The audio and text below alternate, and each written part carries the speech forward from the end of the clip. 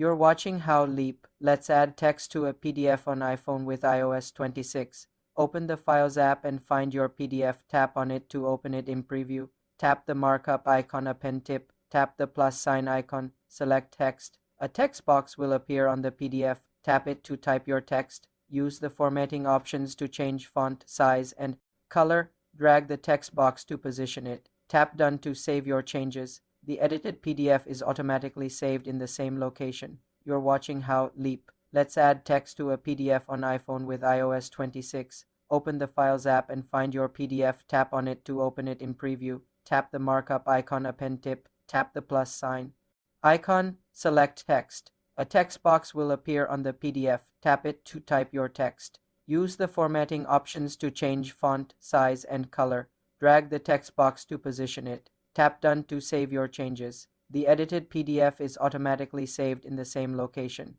You can also use third-party apps like Adobe Acrobat Reader for more advanced editing. For more simple tech tutorials, subscribe to the channel.